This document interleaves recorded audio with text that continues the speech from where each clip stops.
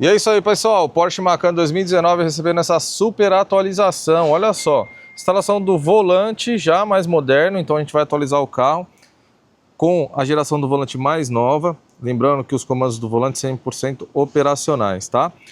A instalação do relógio Sport também 100% plug and play, característica original do carro, olha só, moldurinha original com relógio, 100% plug and play, dando um visual muito melhor para o carro.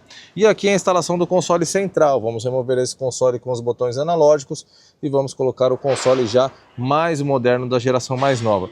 Super retrofit, deixando esse carro muito mais moderno. Vamos fazer a instalação e mostrar para vocês o resultado. Pessoal, feita agora a instalação de todos os acessórios, vou lembrar um pouquinho vocês do que a gente retirou desse carro. Console antigo, sem a função do Sport mais, a tampa do painel sem recurso nenhum e aqui o volante antigo. Feito agora, olha só o visual que ficou esse carro. Não, sem palavras. Além do volante mais moderno, já com a característica mais nova, das Macans mais novas, a gente tem aqui o botão do Drive Mode 100% operacional. Então a gente tem Sport, Sport+, temos os recursos de performance ativados, inclusive o botãozinho da felicidade aqui, Sport Response 20 segundos de potência máxima ativados. Também foi feita a atualização do Apple CarPlay com a tela full com o sistema sem fio, tá? Original aqui pelo carro.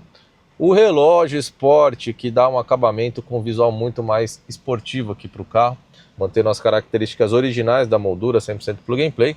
E para completar o kit, o console central, muito mais moderno. Olha só o acabamento desse console. Olha só a diferença.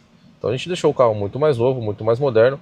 E aqui no console também botãozinho da felicidade ativo, Sport Plus, 100% funcional. Legal? Tá aí, você que tem a sua Porsche Macan, Porsche Cayenne, Porsche 911, quer atualizar ela, quer deixar ela mais moderna, é só entrar em contato com a gente. Valeu!